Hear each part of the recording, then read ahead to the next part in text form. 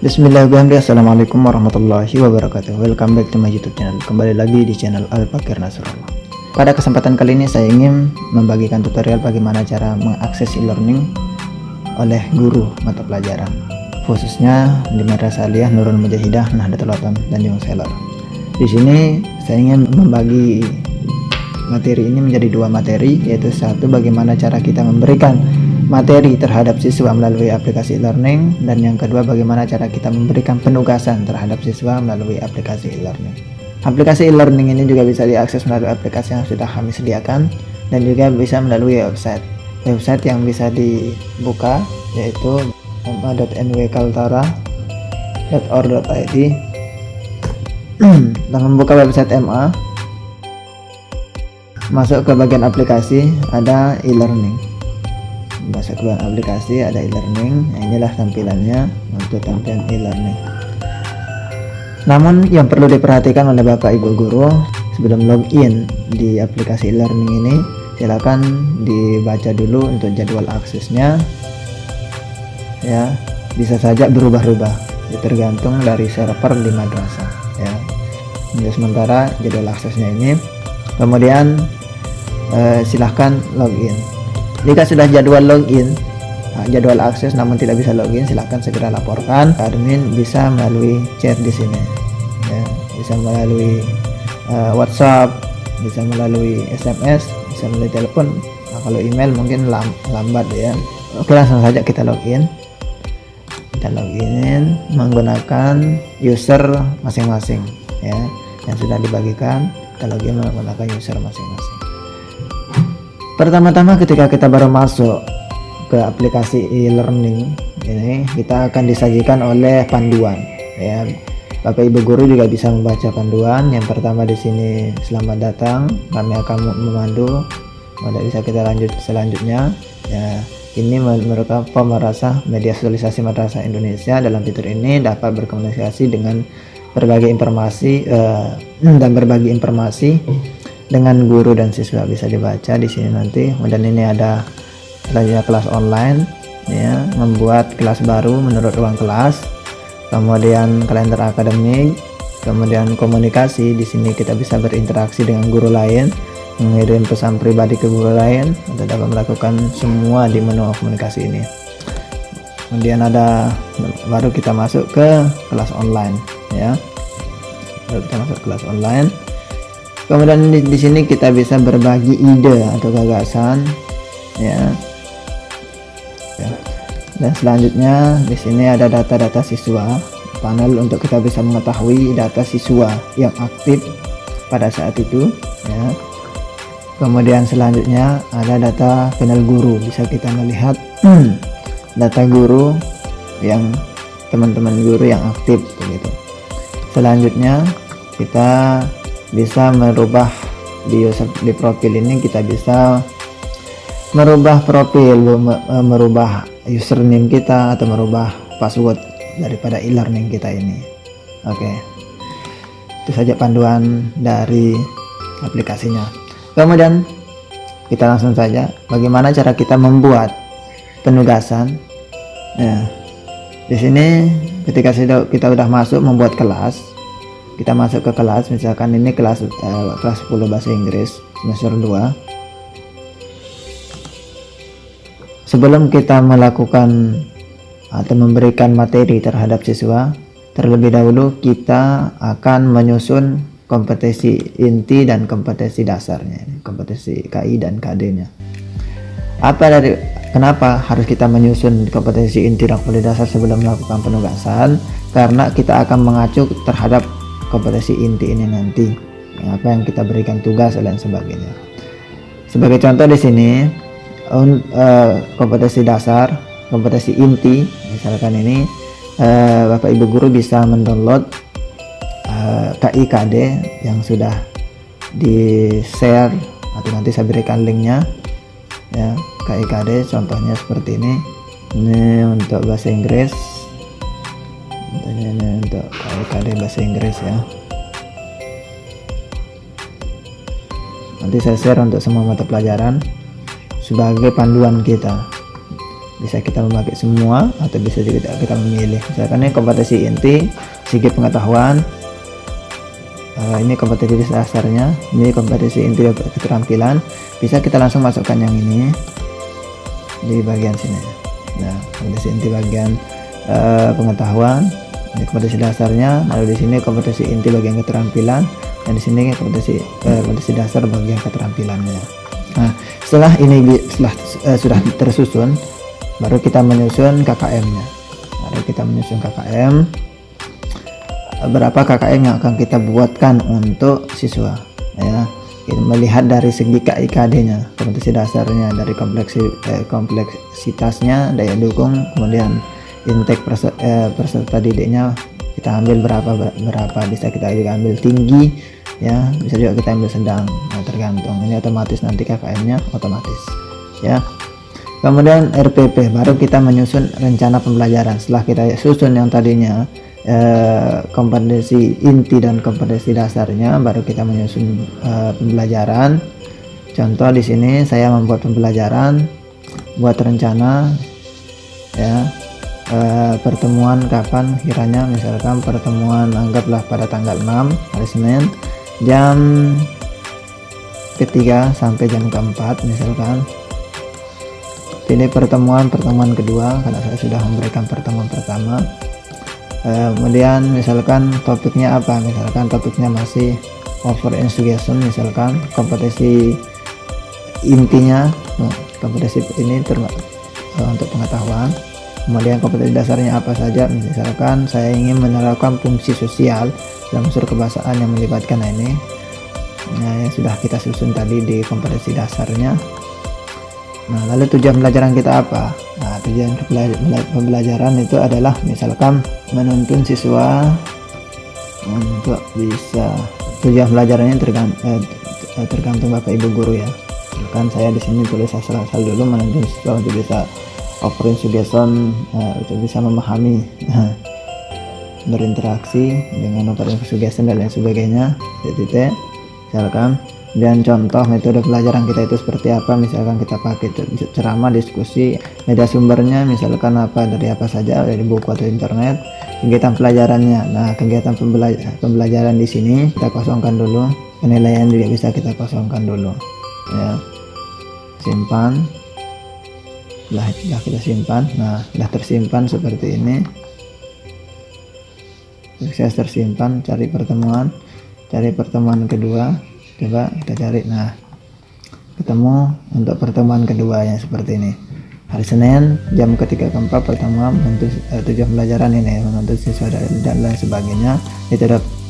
Metode tanya jawab, media sumber, buku internet, kegiatan pembelajaran, penilaian dan sebagainya. Lalu setelah kita menyusun rencana pembelajaran ini, baru kita akan masuk ke bahan ajar. Nah, ini berkaitan sebenarnya.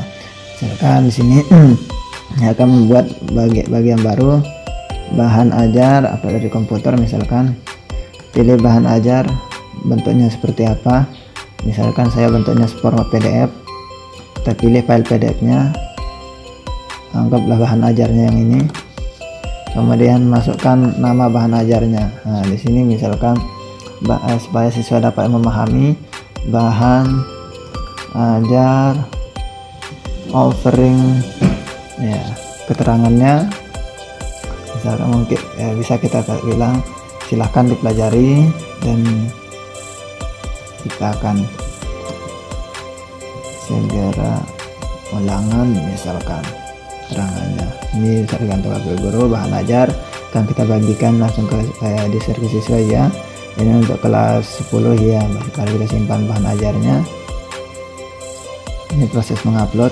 Nah, ketika sudah proses mengupload sudah selesai, terlihatlah bahan ajarnya, ya. Kemudian sampai di sini dulu, ini untuk memberikan materi. Lalu nanti siswa akan tinggal membuka, dia akan melihat membuka materi ini. Bisa dia membuka langsung di sini. Misalkan ini bahan ajarnya, misalkan, atau bisa juga dia mendownloadnya, ya. Di sini ada keterangan yang tadi itu, silahkan dipelajari dan kita akan segera ulangan, misalkan, dan lain sebagainya. Sedangkan untuk penugasan, misalkan tugas, kita bisa masuk ke bagian penilaian, ya. penilaian, karena tugas itu tentunya kita akan memberikan nilai ya. Kita akan pakai penilaian, kita masuk penilaian. Nah, contohnya ini, buatlah teks percakapan dalam bahasa Inggris tentang virus corona, misalkan batas pengumpulan. Dia akan membuat teks ya, dia akan membuat teks dan nanti dia akan mengupload teksnya tersebut ya. Sebagai contoh saya edit dulu yang ini. Nah, pertemuan pertama, oke. Skema penilaian ini penugasan, apakah itu tes tertulis, terlistan, atau penugasan. Ini penugasan. Jika tugas harus diupload oleh siswa melalui e-learning, atur pengaturan apakah tugas bisa diupload ya, ini bisa diupload. Kemudian kompetensi dasarnya apa, misalkan tadi menerapkan fungsi sosial, struktur, unsur kebahasaan teks, interaksi, transaksi, analisa, dan sebagainya. Misalkan penilaian hari yang pertama, keterangannya apa, buatlah teks percakapan tentang virus corona. Nah, ini melalui pengerjaan tugasnya dari tanggal 4 jam 4 tanggal 4 bulan 4 jam 00 sampai dengan tanggal 11 bulan 4 jam 7.00 harus sudah dikirim.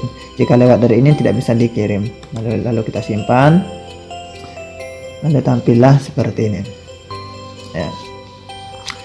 Ini untuk penugasan pengetahuan ya, penugasan pengetahuan. Bisa juga kita memberikan penugasan keterampilan di sini. Untuk penugasan keterampilan, nah, misalkan contoh berbicara menggunakan bahasa Inggris, buat video minimal 5 menit, tema bebas. Nah, misalkan begitu.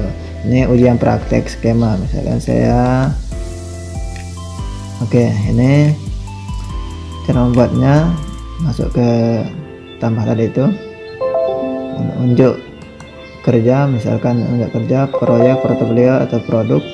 Ini saya pakaikan ujian praktek. Kemudian kompetensi dasarnya mengusung teks rasional, lisan, pendek, melibatkan tindakan, memberi dan meminta informasi, misalkan. Kemudian sama seperti tadi itu, mulai tugasnya kapan, batas pengumpulan tugasnya, batas pengerjaan tugasnya kapan, keterangannya apa yang akan dibaca oleh siswa, buatlah video minimal 5 menit, tema bebas ya kayak tadi itu. Kemudian atur, dan kita akan atur apakah bisa diupload atau tidak ya, simpan. Otomatis nanti siswa akan mengupload di bagian isi di sini nanti ya. Ini untuk memberikan penugasan ya. Di samping itu, yang perlu kita lakukan adalah kita harus selalu mengabsensi siswa, apakah dia hadir atau tidak. Bagaimana cara kita tahu siswa itu hadir atau tidak ya? Kita bisa masuk ke bagian data siswa tergabung. Data siswa tergabung kita akan masuk, kita bisa melihat dia online apa tidak. Pada saat jam pelajaran kita itu dia online apa tidak. Nah, nanti kita akan perintahkan terhadap siswa supaya dia akan supaya dia aktif pada jam dari jam yang sudah diberikan ya, karena ini akan selalu dipantau oleh pengawas ya. Dan bisa kita absensi, berarti ini kita absensi menjadi hadir, ini tidak hadir, berarti itu bisa kita absensi. Kemudian di bagian jurnal guru, tambahan di bagian jurnal guru, kita bisa menambahkan kejadian, tambah misalkan waktu kejadiannya kapan, misalkan tanggal 4 April, pilih siswa anak Sangan,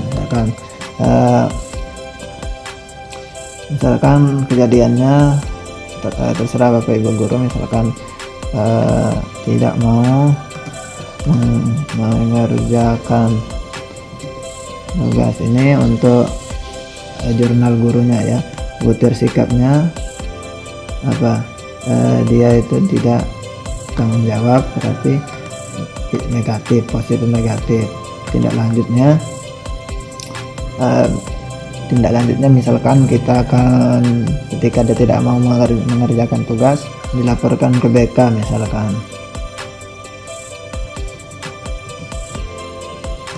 ya. Nanti otomatis guru BK akan bisa melihat ini nanti. Guru BK bisa melihat ini nanti. Contoh seperti ini. Ya. Ini untuk jurnal. ya, untuk jurnal guru. Untuk guru sampai di sini sebenarnya materi yang inti dulu. Ya, tadi itu mulai dari kompetensi dasar, kemudian KKM-nya, RPP-nya. Setelah jadi itu baru bisa melakukan penugasan lewat memberikan materi lewat bahan ajar ini. Bisa juga memberikan materi lewat kelas di sini ya, di forum kelas online-nya nanti saya perlihatkan. Kemudian bisa juga memberikan penugasan, ya, penilaian penugasan. Kemudian silakan selalu absensi dan mengisi jurnal ya, mengisi jurnal. Nah, misalkan tadi ya, bisa kita melakukan penugasan melalui sini kelas online-nya, misalkan contoh seperti ini, silahkan dicatat, pahami. Nah, bisa kita lakukan penugasan seperti ini dan lain sebagainya. Oke, sampai di sini saja tutorial dari saya. Jika ingin ada yang ditanyakan, silahkan tulis di kolom komentar atau bisa WA saya kapan saja selama online bisa membantu ya. Sekian, assalamualaikum warahmatullahi wabarakatuh.